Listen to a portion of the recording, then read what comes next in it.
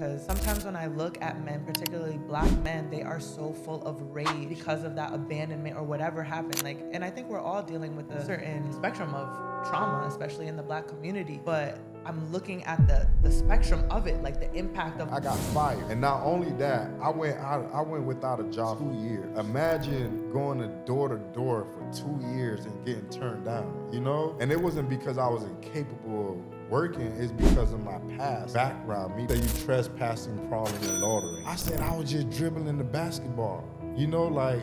And he told them to go. And then they brought me to jail. He brought me down to Fort Lauderdale Police Station. Welcome to the ICU podcast, a safe space for self-reflection, personal development, and self-awareness. It's your girl, Candace Chung. I am so excited to have one of my favorite people in Miami, entrepreneur, motivational speaker, and fitness influencer, Dan the Great. How are you today? I'm doing excited.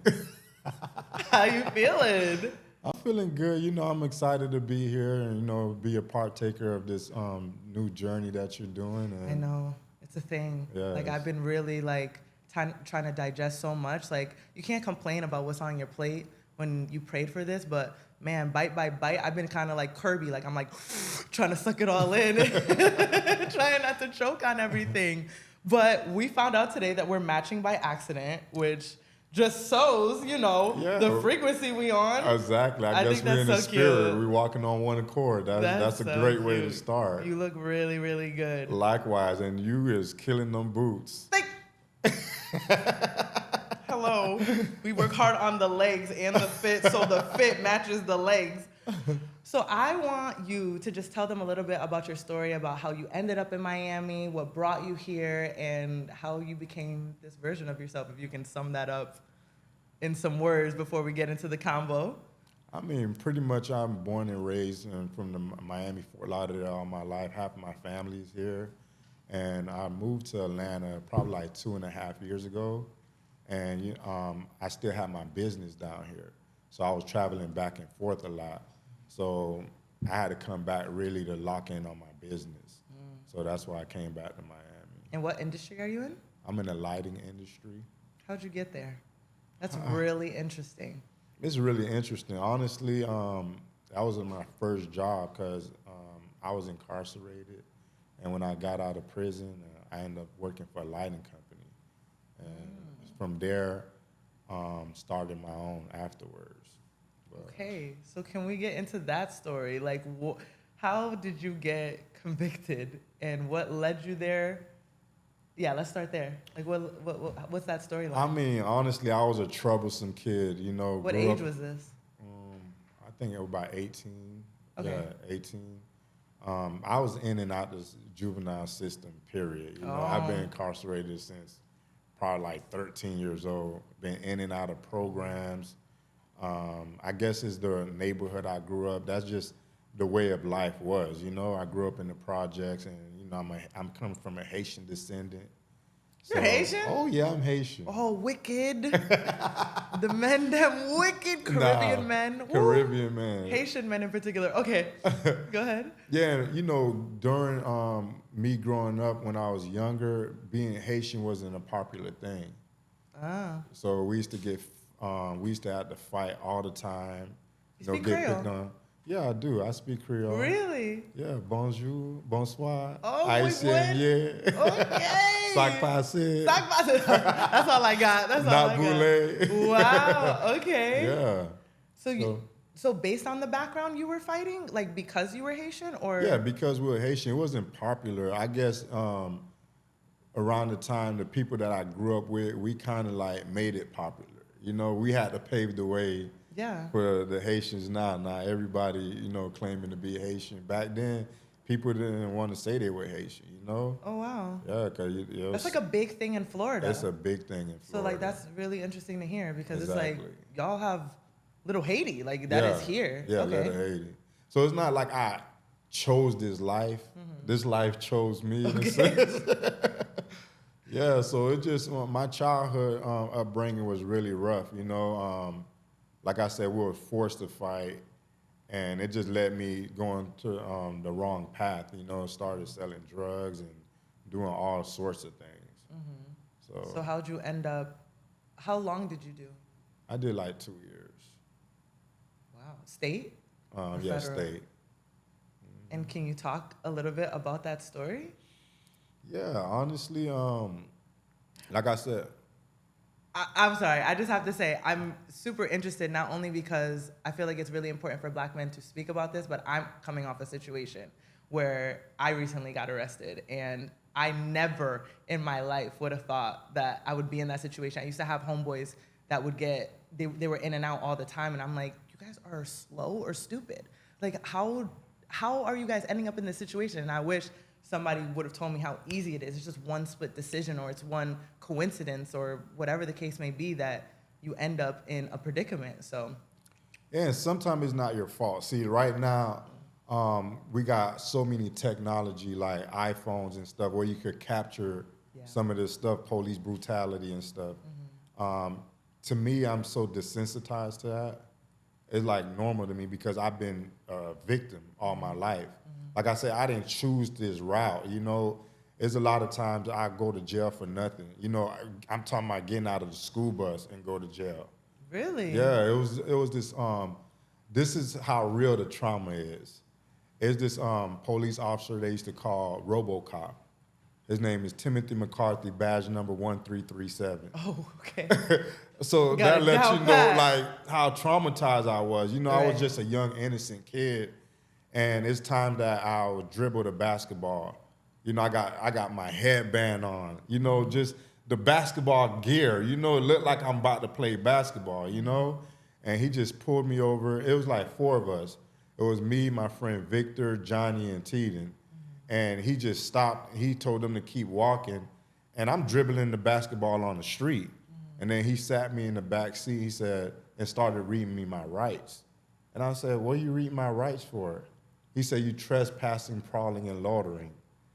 I said, "I was just dribbling the basketball, you know, like." And he told them to go. And then he brought me to jail. He brought me down to Fort Lauderdale Police Station. And as I was sitting there, it was this detective that came up and said, you know, he kind of seen I was innocent. I look innocent, like, "What are you doing here?" And I pretty much told him I wasn't doing anything. I was just dribbling the basketball. And all of a sudden, this police came and put me in the, shoved me in the back seat, read me my rights. And then because RoboCop, he wasn't there, but he had came and he told the officer to butt off of his arrest, you know? So this is the trauma that that was dealt with, you know? So And this was before the awareness of like profiling and things, exactly. right? So it just led me astray, you know. I was, and not to mention that I never grew up with my biological dad, you know. So just not having my dad in my life, being in the streets, being a Haitian, had to fight my way through life. All my life I had to fight, you know. It's not like I just chose this, you understand? It just fell on my lap, you know. So that's how I was growing up. Like I said, and it led me to living a life of crime and fighting, doing certain things. And I even got bit by a police dog when I was 14 years old, you know? Really? Yeah. So moving forward into the 2-year sentence, what were you convicted of, if you don't mind sharing? I was convicted of selling drugs Okay. because that was the norm to us. You know, that's what I seen. I idolized a few people that was, you know, in the neighborhood. You know, that's how it is growing up in the project. That's all you see. You're a product of your environment. That's why I believe your environment, it means everything. That's why even now, I always put myself in an environment that I can thrive and learn and grow. Yeah. You know, so yeah, your environment is, you know, No, very I always important. say to my clients or anyone that I work with is we are so similar to plants. Like, we need sunlight. We need to be around people that feel like sunshine, but we also need to be placed in the proper soil. That's how you find your roots. That's how you're able to expand. And if you're not being poured into, if all these components, sunlight being poured into, like water and being in the proper soil, like, how do you grow? You know, like, plants will not grow if they're not in the right environment. So we are walking plants. So that's like a huge point to that. So while you were in, did you come to any revelation, or like, what did that time teach you in a sense of self-awareness? Honestly, I think that prison birthed the greatest anointing. Wow. You know, it's the dark place you go through because a lot of times we don't know, like, God orchestrates our step. You know, prior to me going to prison, it's just I was losing people. A lot of my friends died going to prison for life. Just so many different things, you know, and it's like I used to walk around like, God, you ain't real. Wow. Like, if you real, show me a sign. Let me know you real. And then it led me to be behind bars, you know, because while I was out there, I couldn't hear him. I couldn't see him, you know what I'm saying? So sometimes you had to sit you down so that you can For have real. a self-reflection. Really, like God will put you in a timeout when you're moving too fast. Yeah, so it's like me being incarcerated and, you know, like I said, I was full of anger, you know, and just everything that I went through in life. It was a time that I couldn't even cry, you know, because it's like my heart was so hardened. But, you know, I ended up going Broward County Jail, and I got in a fight with an officer, got battery on the Leo. They put me on the 8th floor. You know, they beat me up, sprayed me, maced me down, busted my leg. And how old are you at this time? That was, I think I was 18, You're 18? turning 19, you know. And then I sat in a cell, that 6x9 cell, and had a personal encounter with God. Wow. You know, because it was just like I was looking at so much time. I had just lost a hearing where I was doing a motion to suppress evidence, because originally one of my main charges, I was in the hotel. It was me and a friend or whatever, and as soon as we got there, the police came. But first, somebody was knocking on the door, and then my friend opened it. Cause I was telling him, "Hey, don't open it, cause I know we got stuff in there, and let me try to secure the stuff or whatever." He just opened it, cause it was a white guy or whatever. And next thing you know, a police came across him, you know, and I was already on bond already for another drug charge, you know. Okay. So now that they just put the charge on me. They didn't find it on me, but they put it on me, you know. Yeah. It was some of mine. It was some of my friends on too, you know. And on the report they had probable cause was they see me rolling up weed, you know, but y'all didn't charge me for the weed, you know. So now, and they was contradicting themselves on the report. They said that they see me holding a substance in my hand and rolling weed. My lawyer like, okay, correct me if I'm wrong. If you rolling up weed, don't you need two hands? You know what I'm saying? So how was he rolling up weed, but then you see him holding it? You know what I'm saying? Right. It was just so messy. And then I'm like, okay, how come I wasn't charged with marijuana then? You know, where's that? I lost that hearing, you know, because everybody knew I wasn't supposed to lose that hearing. So if I would have went to trial, I would have got like 30-some years. So I'm like, you know what?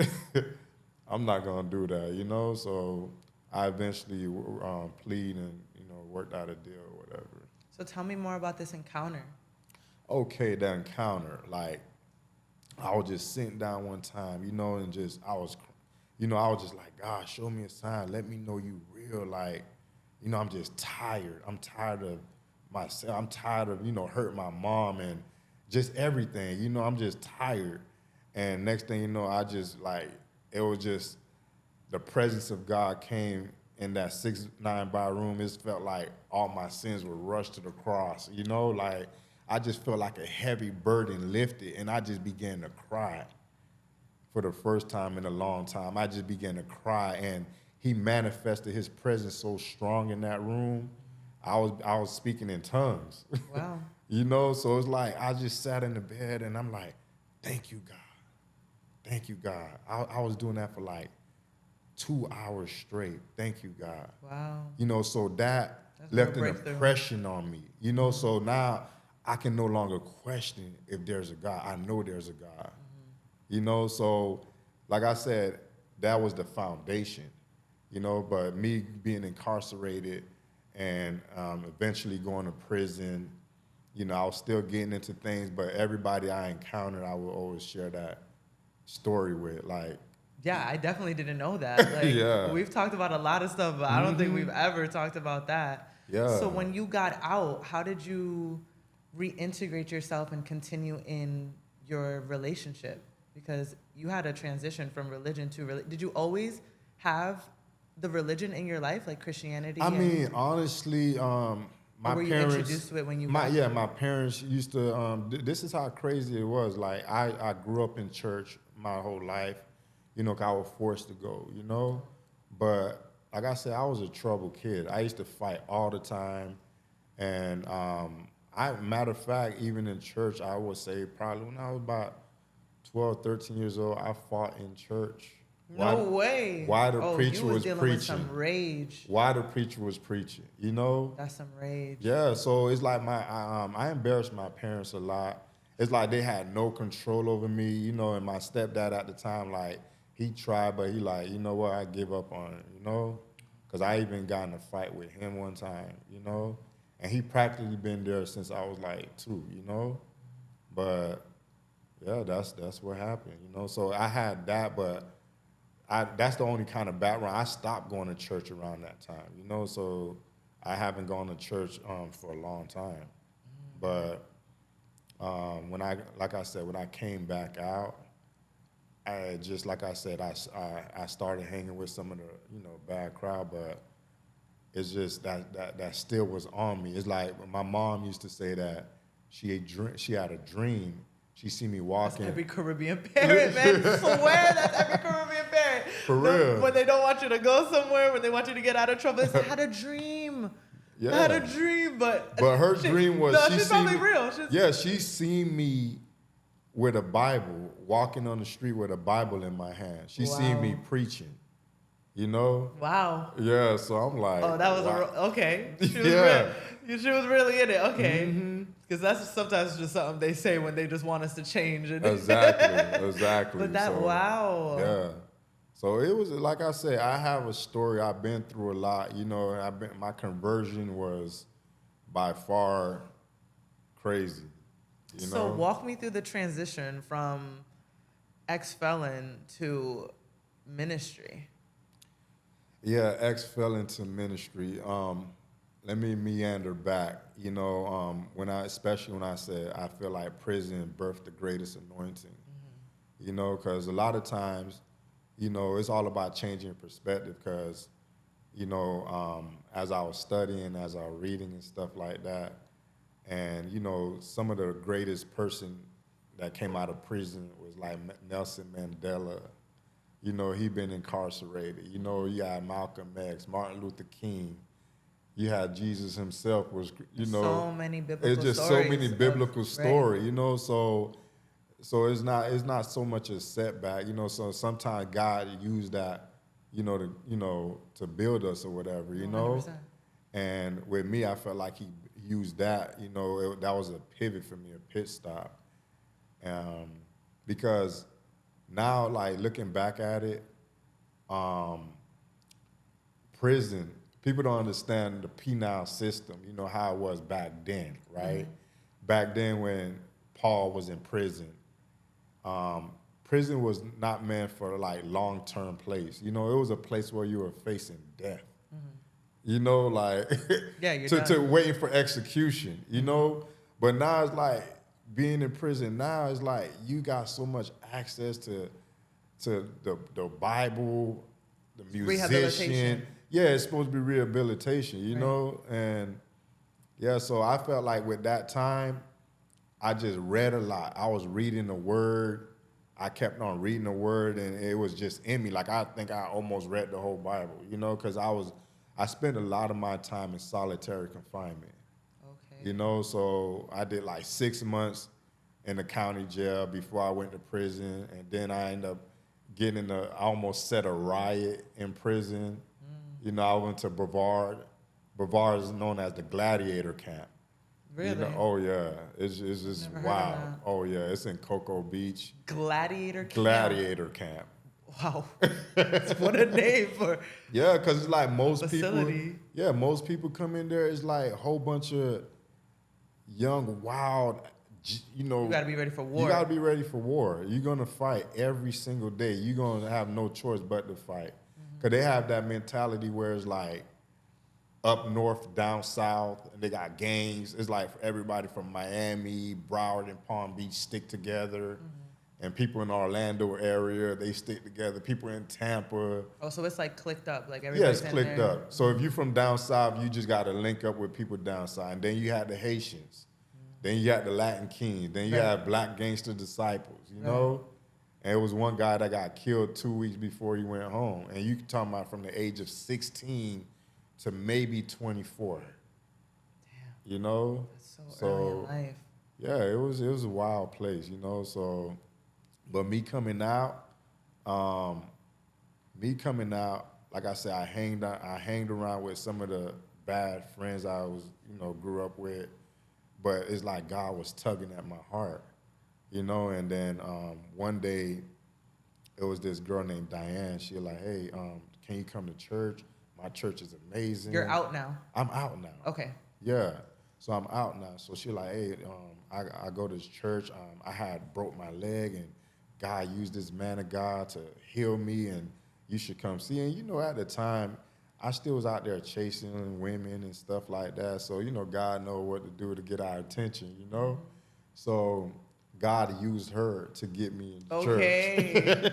Okay. Yeah. So I ended up going to church, and when I got to church, I was like, wow.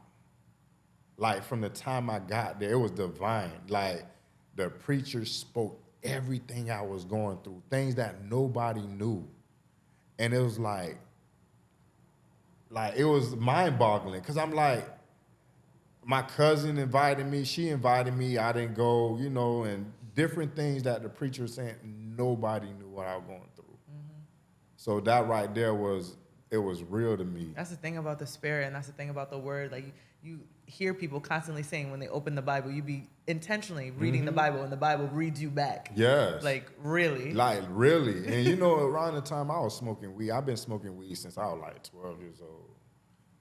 And when I went that day and went up to the altar and gave God my heart, he broke that taste out of my mouth.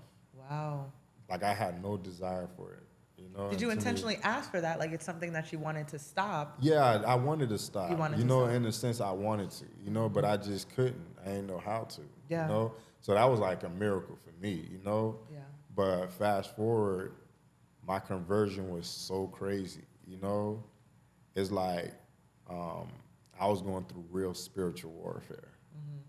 Like, from that time on, it's like I was getting attacked spiritually in my sleep. Wow. Like, it was No, crazy. it is I real. almost lost my mind. And a lot of people thought I lost my mind, It's like, even my family, I almost ran out the house That's naked. when God shows up right on time. Listen, I'm telling you, like, I was my mouth covered up, felt some just, Wow. like, it was so bad, to the point where a lot of the pastors and ministers had to pray for me, because I was very influential out there, and the devil didn't want me to walk in that light, So I eventually just shut everything off and was just totally committed to God. Like, I was totally committed to him. I just stayed in his word day and night. I kept on reading, and things got better eventually, and I just made the choice to just walk with God. Wow. And just started going to church, and then that's been my journey. It haven't been easy, but that's been my journey. That is a beautiful testimony. Mhm. I want to backtrack to a couple of things that you brought up. First, anger. Yes. So what do you have to say, especially to younger men that are dealing with a lot of anger? Because I hear that, or from what I understand, anger is like a secondary emotion. Like, it really is sadness that is choosing violence. So what do you have to say to people that are dealing with that type of like rage inside themselves? Like, how should they go to God with it, or like sort it out with themselves? How did you feel like that fell off of you? I think it was a process, I think God broke some stuff out of me, because I think he allowed me to go through so much stuff to humble me. Right. Because like I said, my conversion was real, and it's like the more I was getting in his word, the more that the anger was dissipating. You know what I'm saying? It was being in his presence, you know? So, like I said, everything starts with a foundation, you know? And like I said, later on when I started doing therapy and stuff like that and, you know, going to church, I realized that it was that void that was missing. And God filled that void, you know? And it was just that void of me not having my father in my life, blaming everything that was going wrong in my life is maybe because if my dad was here, you know, because I come, in my household is 5 of us, you know, and my mom was with my older brother, Lucio, the one that just did the bodybuilding competition. My mom was with his dad. Oh, that's your brother? That's my brother. Oh, okay. I did not know that. Yeah. So he did, my mom was with his mom at first. I mean, my mom was with his dad. Okay. And then it didn't work out because of abuse or whatever. Then my mom ended up meeting my dad. And while my mom was 4 months pregnant with me, that's when she found out my dad was married and had other kids. So she took it upon herself to, you know, keep me from him or whatever, you know? And then she got with my stepdad, which got 3 siblings with him. Okay. So I grew up, imagine me just growing up in the household, like everybody know their dad, but I don't know mine. Wow. I felt ostracized, you know, I felt like, how come I don't know who my dad is, you know? So that's what I was going through. And I didn't know what took place till I was like 21 when my mom told me the story. So just imagine from me growing up all those years, having to piece things together for myself. Had to come up with my own scenario, my own conclusion, you know? So I think that affected me a lot. And how has that impacted you now with your own babies? You have 2. Yeah, it impacted me a lot because I know how I was growing up without my father. Right. And, you know, knowing back then, like, even though he did what he did, and because I met him when I got older, you know, I met that other side of the family and everybody knew about me. You know, he had other kids outside of his relationship. Everybody knew each other. You know, his wife still embraced everybody, you know?